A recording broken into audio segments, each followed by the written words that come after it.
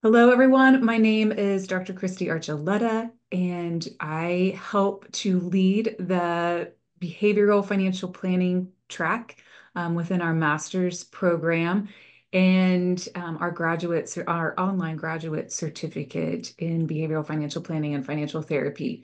And so, one of the things that I have been able to do for the last few years is help kind of on the side as the former graduate coordinator for the department is with the Dawgs program as well as our on-campus master's programs.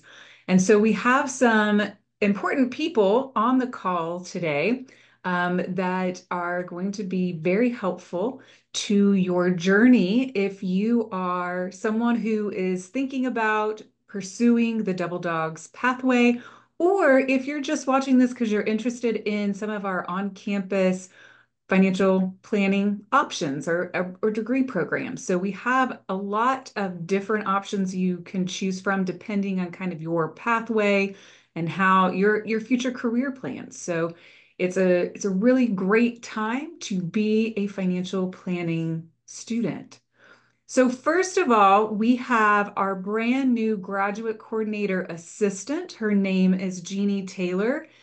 We are so excited that we have Miss Taylor in our program, in our department to help guide us.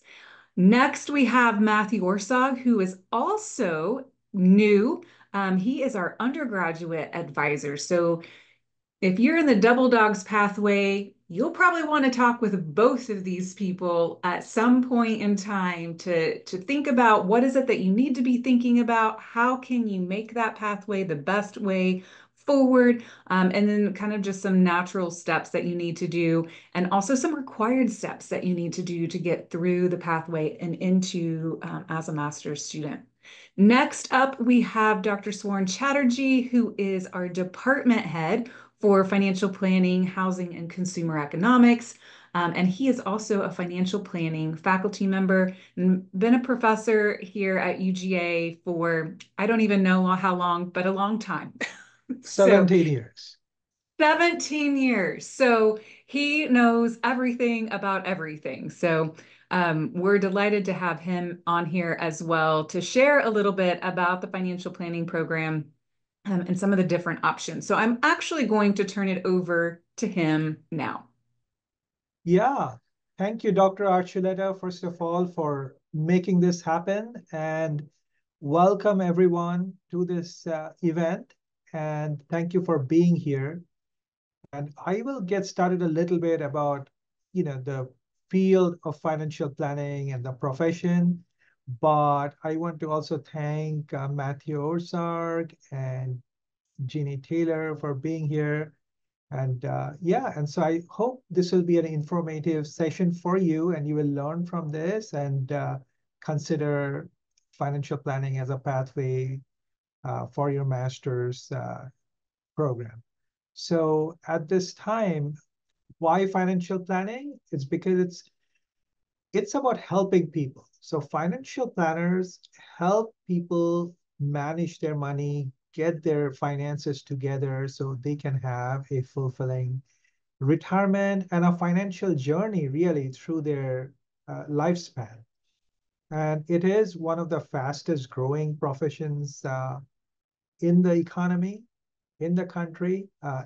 Huge demand for professionals coming out of accredited programs, such as those, students who are coming out of our financial planning program at University of Georgia, which is accredited by a number of different, authoritative certificate granting agencies, including the CFP board, which we'll talk about in a little bit.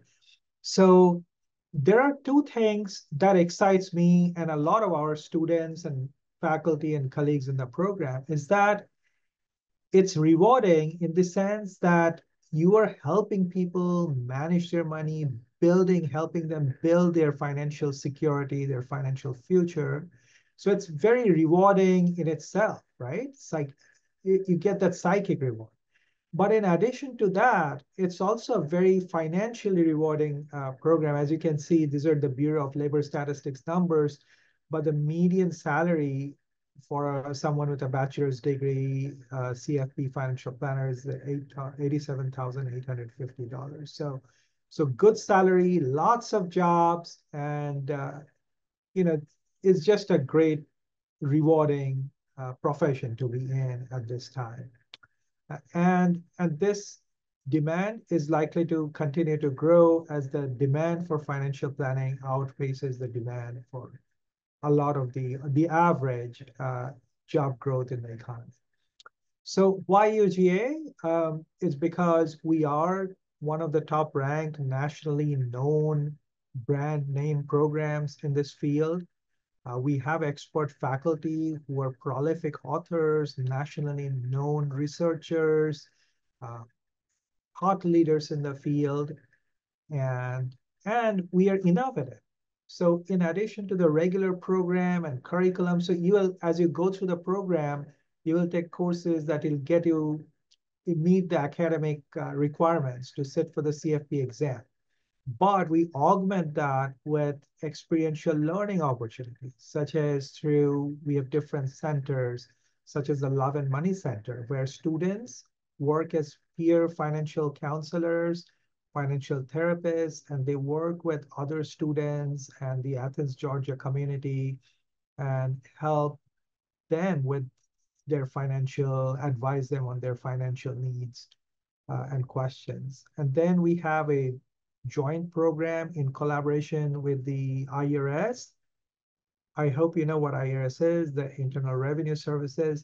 And here our students get certified through the tax planning class and then work as um, tax filers and help file taxes for students at UGA, but also for low and moderate income households across Athens. But really, we also have a virtual VITA program where using our University of Georgia Extension offices, we've been able to extend that service across the state. And it's our students who are getting this real world experience as they do through the Love and Money Center in helping file taxes and providing financial counseling and advice to people.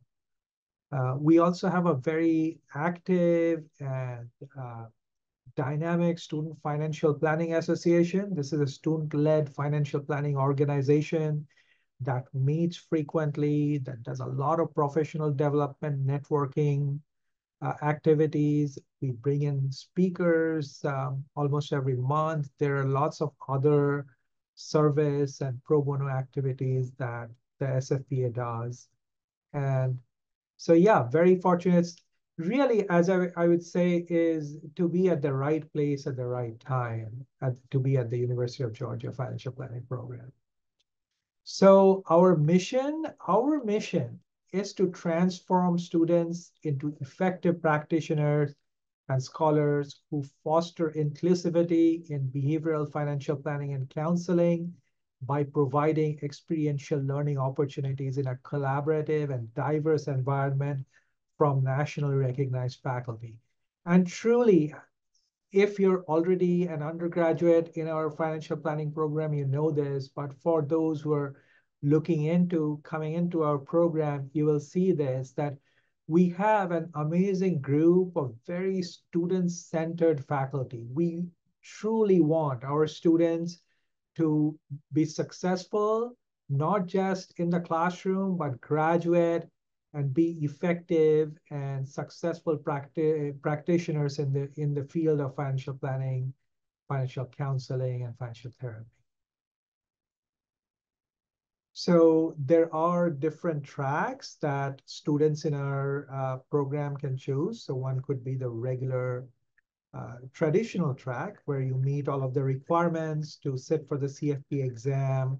There are also others such as the Certified Retirement Counselor exam, but the CFP exam, the CFP certification is the most well-known.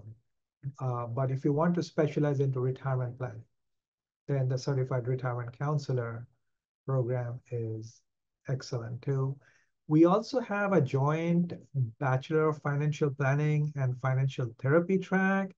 where if you're interested in provide, and Dr. Archuleta will tell you more about this in a little bit, but if you're interested in working with clients and helping them make their financial behavior change, working through their financial issues, um, this is the certification, Certified Financial Therapist certification. And our Bachelor of Financial Planning and Financial Therapy track at the master's level, or the behavioral financial planning and the financial therapy track at the master's level helps you get that certification. Now, the question that you may have is, well, what if you want to do both CFP and get a CFP? The answer is yes, we have flexibility in the program to make that happen too. Now, regardless of which track you follow, either the traditional track or the behavioral financial planning and financial therapy track, either track also meets the course requirements for the accredited financial counselor certification. And yeah, like I said, with both tracks, you'll meet the academic requirements to sit for the CFP exam, the CRC, AFC, and the certified financial therapist track. So a little bit about our on-campus professional masters in financial planning. So it's typically 30 credit hours, and then there's 1 credit hour of grad FERS that UGA requires all master students, all graduate students to do. We do have thesis and non-thesis options available, but the vast majority of our students follow the non-thesis track, which is a professional master's track. So in a thesis, you do research and you have to do a thesis and defend that to graduate. Whereas in our track, the non-thesis track, which most students prefer, is you do a capstone, which kind of helps you synthesize everything you learn and develop an actual financial plan through a semester-long case study. And yeah, and then upon completion of that, you graduate. And then upon completion, you meet the requirements to sit for the CFP exam and receive and once you pass that, you'll be on the pathway to receiving that CFP certification. You also have the option. So several of our students actually sit for more than one of these. So CFP is one, and then the accredited financial counselor is one. Now, I'll tell you one thing here is to receive a job offer and to start working, having one of these, certifications is a bonus, but it's not a requirement. But most financial planning firms would expect you to meet the educational requirements, which you meet upon graduation from our program before they start. And then the expectation is within a few years, you prep and take the CFP. A lot of our students also take the AFC while they're in the program and then take the CFP upon graduation. So it really depends on your time availability and your course load and what your career goals are going. So, and then we also have a joint program in accounting and financial planning. And this is a joint program that offers the students going through this programs receive 2 master's degrees. And they get a 3-semester program designed for accounting undergraduates, which also morphs into a master's in financial planning and max. So there is that option available as well. So upon completion of this joint program, students get a CPA through the accounting side, a CFP through the financial planning side. Now, in addition to that, the accounting majors can take a separate exam called the Personal Financial Specialist exam. It's the PFS exam, which is offered by the AICPA, the accounting body, in collaboration with the CFP. Now, it is more rare for students to take the PFS because the CFP certification is more recognized. But at minimum, I mean, you will be able to sit for the CPA exam and CFP. And most of our joint MAC and financial planning graduates do that. Well, I was just going to say that in addition to that, the accounting prerequisites there are some that are required. So if you're a non-accounting major, you can still pursue the joint master's program, as long as you meet some of the accounting prerequisites. And that's something your accounting advisor can help with. So yeah, and then we also have a brand new joint program that we started with the law school. Here, students can get a JD in law and a master's in financial planning.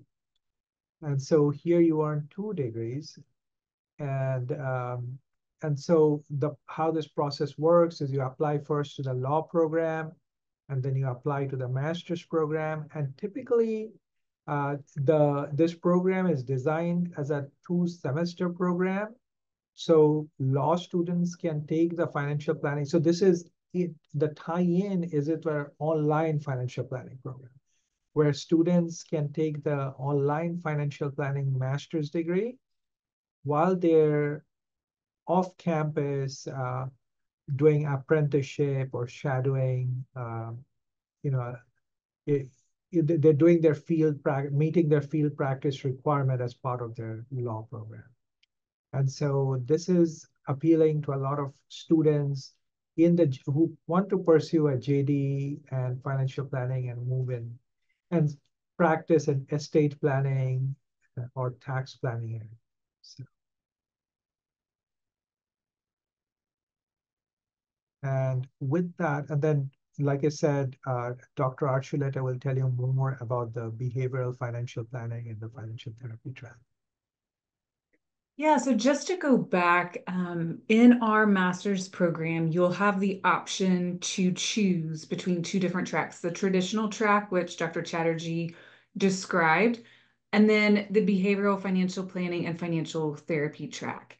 So if you are a double dogs coming from our undergraduate financial planning program, this was one of the primary reasons this behavioral financial planning track was created, because the traditional financial planning track is really designed for those who haven't taken the the financial planning content to sit for the CFP exam. If you are in our undergraduate financial planning program, you're already meeting those requirements. So this gives you another option, especially as financial planning moves more into that behavioral piece. We're really learning and understanding how your clients think, feel, act, do.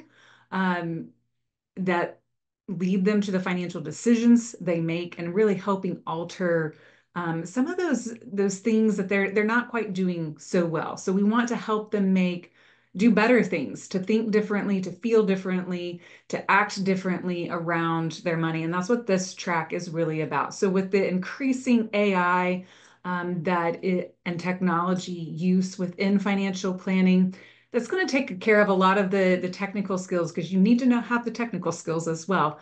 Um, it this is meant to really help you with the people piece, and so that is really the 2 reasons that this track was created. So you can move into that, and you can utilize this track as well, even if you're not a financial planning undergraduate major.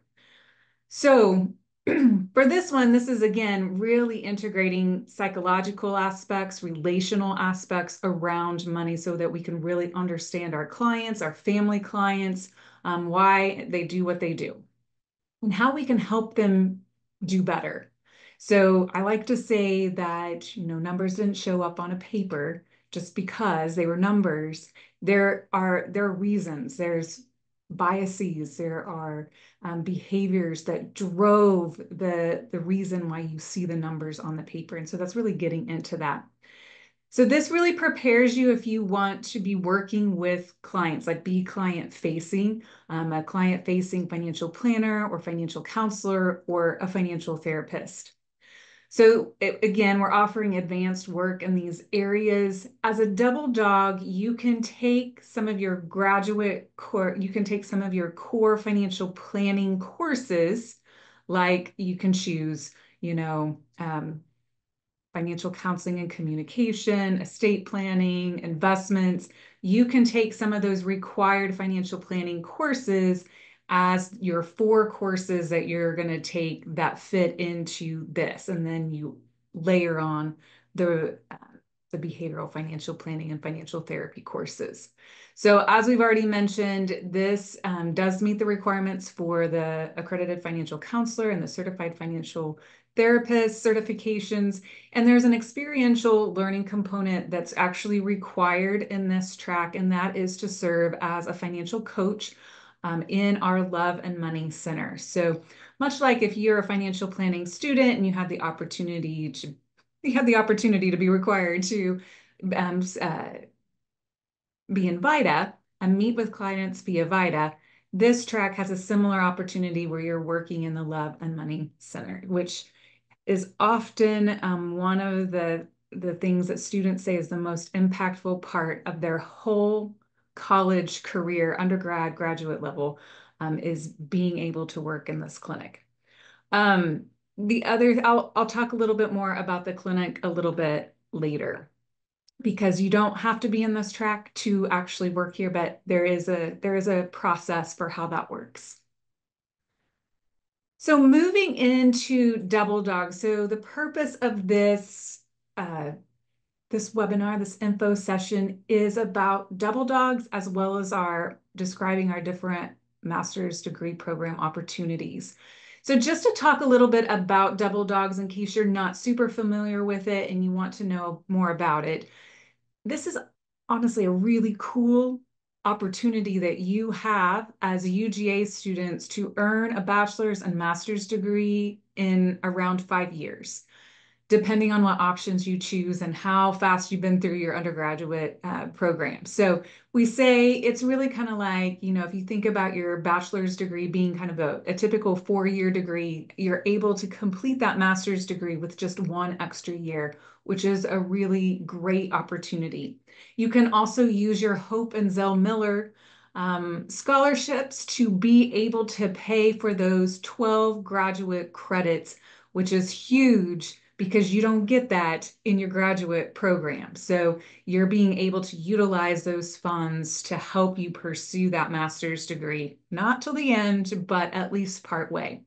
So that's really what this is about. You're able to take up to 12 credit hours from that apply to both your undergraduate degree and your graduate degree. And so that's where it's really important to work with not only your undergraduate advisor, but the graduate advisor as well, so that you're taking the courses that make the most sense for you to finish both degrees, regardless of the pathway that you're choosing.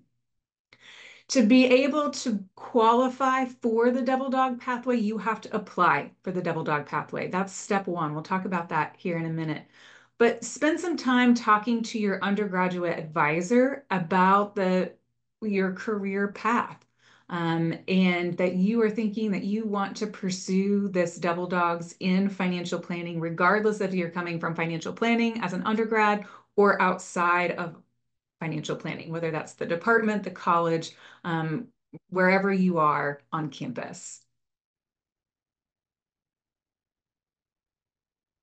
So in order to apply, you're going to go to the Double Dogs office, not to physically, but online. You fill out a pretty simple application to apply.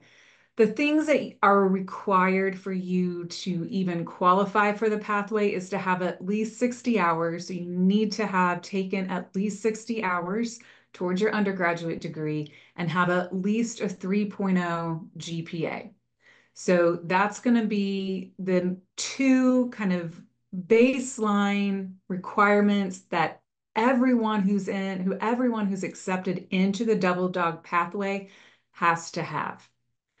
So you do that, you take your 12 credit hours while you're in the undergraduate program, but then the semester prior to, or the semester that you plan to graduate. So let's say that you're going to graduate in December of this semester. Well, that wouldn't be right because you're already too far along to be in Double Dogs. But let's say you plan to graduate in December in a future fall semester and you've been in the Double Dogs pathway. That fall semester, you need to apply for graduate school. And so you have to go through the official graduate school admissions process.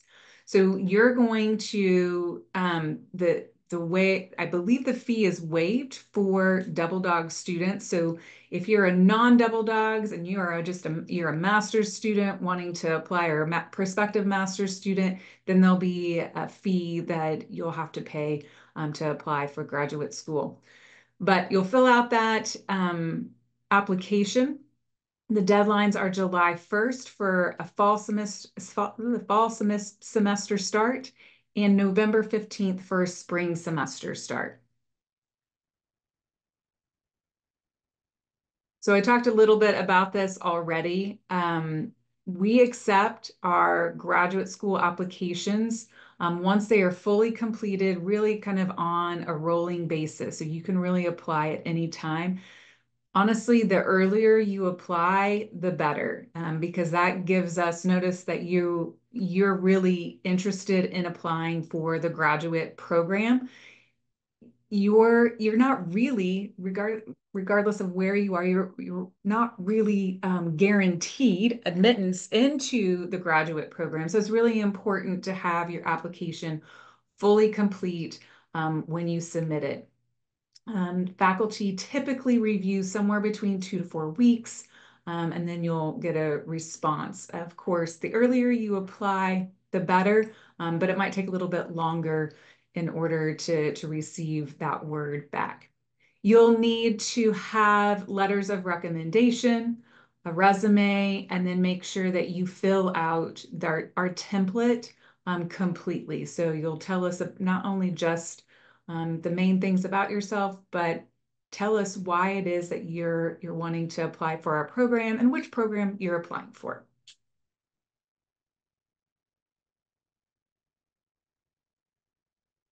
I already mentioned some of these things, but that template is called a statement of purpose. So just make sure that you're filling out that statement.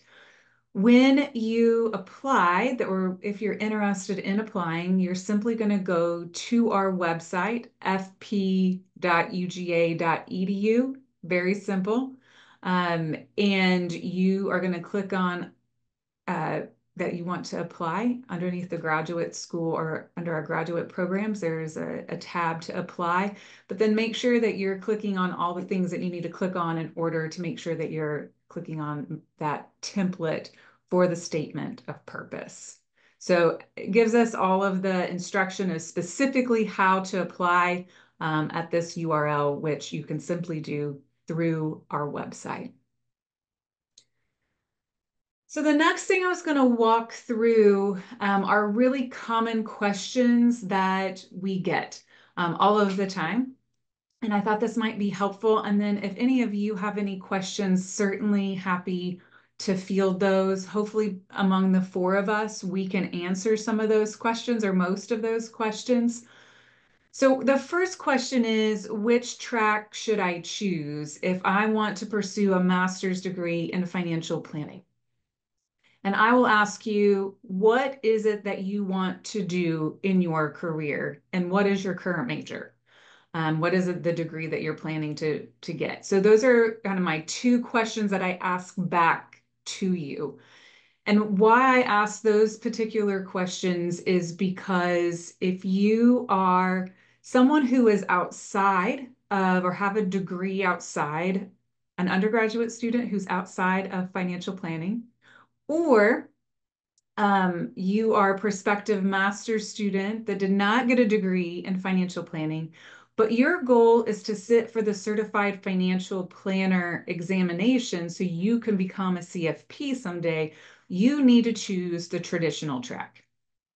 If you are a undergraduate in financial planning, or you are someone who really wants to pursue accredited financial counselor or certified financial therapist certifications, not necessarily interested in doing the CFP track or sitting for the CFP, then you really want to choose the behavioral financial planning track. So if you're an undergraduate in financial planning, you've already met the requirements to sit for the CFP. So this is a different set of coursework that allows you to develop and hone those people skills that are in need of creating, really evolving the financial planning sector.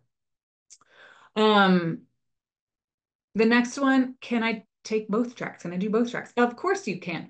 It will take you just a little bit longer depending on how you set up your program of study. But there are just a couple extra classes that you'll have to take. So you might be here for an extra semester, just in the way that we offer our courses. So you can plan on, rather than a year, maybe a year and a half. But yes, absolutely, you can take both tracks.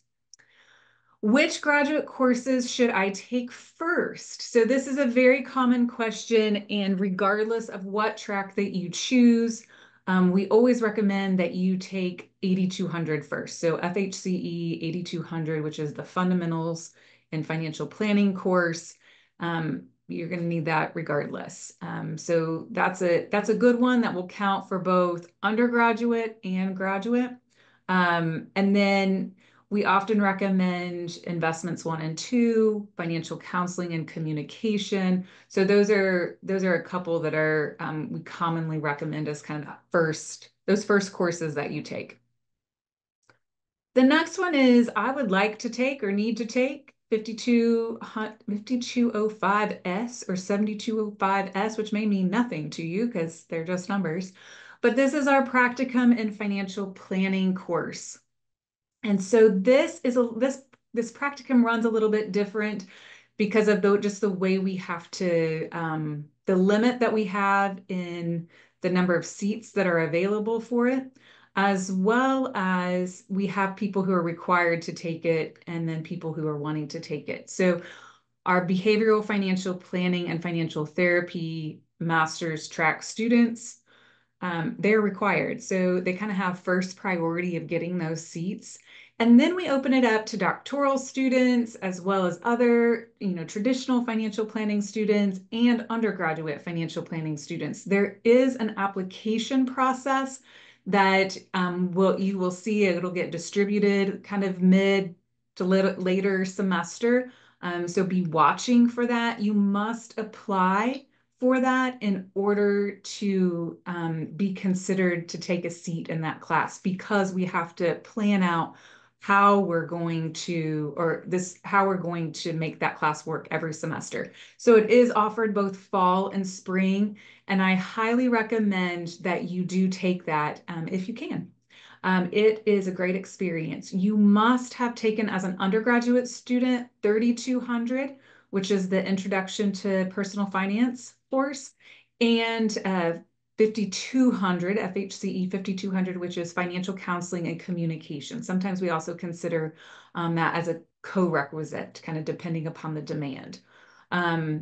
As graduate students, you will need to have taken 8200, FHCE 8200, which is that Fundamentals on Financial Planning course, and FHCE 7200, which is Financial Counseling and Communication. So you can take that as undergrad or grad student. So it's a really cool opportunity. I see that there are financial planning courses online. Can I enroll in these online courses? The answer is no. Short answer is no. Our financial planning online degree program is a completely different program. It has its own cohort, its way of that, and they move through a specific set of courses altogether. So it is really a separate program, and we don't do overlap. Now, sometimes we have to offer some of our on-campus courses. Maybe there'll be an online component to it or something. We've had to do that, especially like during COVID, we had to do some things to make some of our classes work, but that's separate and different than our online courses. So if you see online financial planning courses that have an E at the end, typically those are for our online financial planning master's degree program. There are a couple of classes sometimes that are offered um, online to on-campus students, such as Dr. Chatterjee's summer course on behavioral economics. So make sure that you work with Jeannie and Matthew, depending on where you are in the program, in terms of what courses you can take. Okay, what I would like to take certain class in the fall, but I do not see that it is offered. What do I do? Well, we don't offer all of our courses fall and spring, so it's really important to plan out your courses. You can see some examples of how things can play out on our website. So we have some example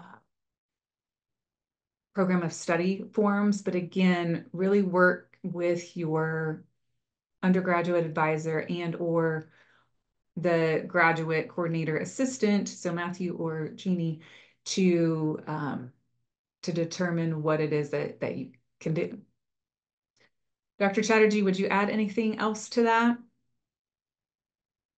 So, no, thank you, Dr. Archuleta, for walking them through this. And I think that's really all that is there. But I would encourage again for you to start, if you want to apply, start thinking about it and planning about it, and get in contact with Miss Taylor, Mr. Orzag, and you know, get your ducks in a row, start the planning process, and start the application process. And like Dr. Archuleta said, the sooner you apply, the better your chances. So Yeah. yeah, but if there are any other questions from the audience.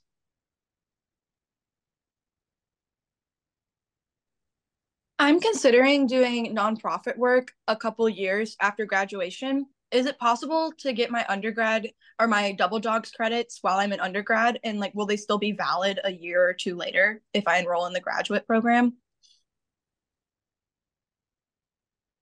That's a good question. And so from what we've seen is that unless, well, so the graduate school has allowed that for some students and they haven't allowed that for others. So if there is a good compelling reason, I mean, the short answer is no, but if there's a good compelling reason, and then we can tell the graduate school that, well, the student was engaged in,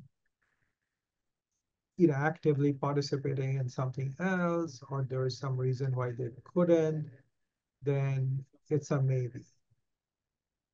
But so that's basically how it is. But typically, when they think of it, they think of it as being a continuous program. But Dr. Archuleta, have you heard anything else? Yeah, no, I'm not sure about that. That would be a great question um, that maybe Miss Taylor could look into, or Hmm. just contacting the graduate school directly.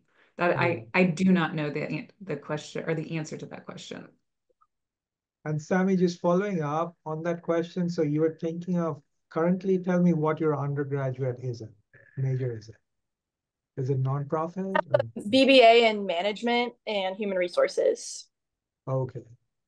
And you were and then are you pursuing a double dog in some field at this point? If I did do double dogs, I would do it through this program. Okay. So let's say you do the double dogs through this program, and then you're thinking of doing the master's in nonprofit management, and then coming back to do the master's in financial planning, or work in nonprofit management and come back to do the master's in financial planning. I would work for a nonprofit that I'm currently working with, but I could even maybe do both. I'll ask my advisor and look into that. Thank you. So, right. And so this is what I would recommend. We can check with the graduate school, be in contact with Miss Taylor, and we can check with the graduate school.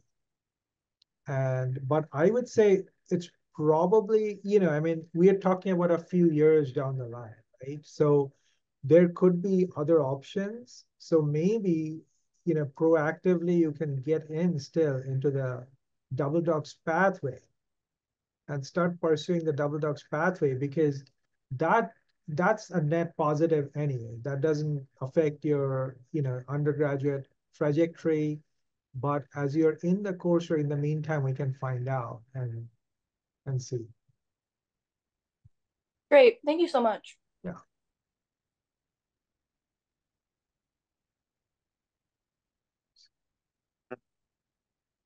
So there is something from Allison. Allison says, I'm a first semester junior in the finance major. I'm supposed to graduate spring of 26. I'm interested in doing the traditional track and the therapy track. Should I apply to double dogs? I've currently taken FHC 3200, and I'm thinking, Allison, that may be 4210 if you're thinking retirement planning. Or should I just apply for the master's? I hope to graduate spring 27 with a master's. So would double dogs help? So I would say, no, no, no. This is a great question. And I think this is actually a perfect time to do this. So you should, I see. Okay, so 3200. So I would say, yes, you should get it on the double dogs pathway because, yeah, because if you've got spring 26, so something here like Dr. Archuleta mentioned is that you can double count, right? You can double count after 12 credit hours. So essentially 4 courses. So you can, if you can pack in 4 courses within, that's the maximum you can double count for your undergrad and graduate.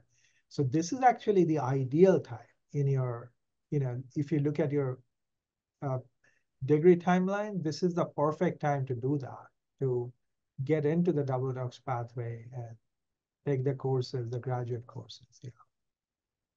Absolutely. You should apply to double dogs as soon as you get off of this call. Just get them, go ahead and get it in the process. Yeah, that's a perfect example of, when you get to be a senior, you can still be in double dogs, but you'll probably only be able to take, depending on, if this is your last semester or next, the spring semester is going to be your last semester, or if you have 2 semesters left, obviously 2 semesters is better than one. Um, if you get into the double dogs pathway, it's probably only going to allow you to take maybe one, maybe three courses at the most, just because we have to consider also graduate courses are really different than undergraduate courses. The workload is heavier. The reading load is heavier, and so we often recommend only doing one of those at a time. Now, some undergraduate students love those courses and they don't mind doing the extra work and the extra reading. But a lot of times you're really busy as seniors in your undergraduate major, and that's not necessarily what you want to do. I mean, I think about my own time as a senior in my undergraduate degree program, and doing a heavier workload was not necessarily what I really wanted to do or had time to do. So, just considering what that looks like. And so, if you have time to take one class per semester, your junior year is really ideal. If you have 4 semesters left, you can space that out. It's not uncommon that students might take 2 graduate um, courses in a semester if they are double dogs and they're kind of nearing the end. But just keep in mind what it is that you have time to do and to make sure that you can put in the work for the graduate courses because they are different. It's a lot less lecture based, and I'm going to go take a test, but a lot more, reading, discussing. We can tell if you've read or not. So, and that matters. So just keeping those things in mind.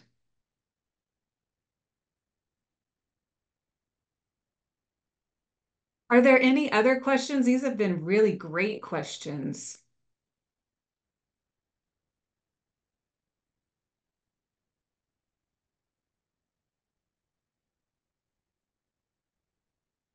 Well, reach out to Miss Jeannie Taylor at fhcegrad@uga.edu if you have any specific graduate program questions. If you have undergraduate, if you're undergraduate and you're probably already talking with, especially if you're in financial planning, you're probably already talking to Mr. Orsag. So, but if not, or your advisor in whichever degree program you're in has questions, have them reach out to Mr. Orsag. I think they're both very happy to answer any sort of questions. And he's got an easy one, matthew.orsag@uga.edu. All right. Well, thank you everyone for joining today. It's been great, and we hope you have a great rest of your day. Thank you so much, guys. Have a great weekend. Okay, y'all too. Yeah, you too. Bye.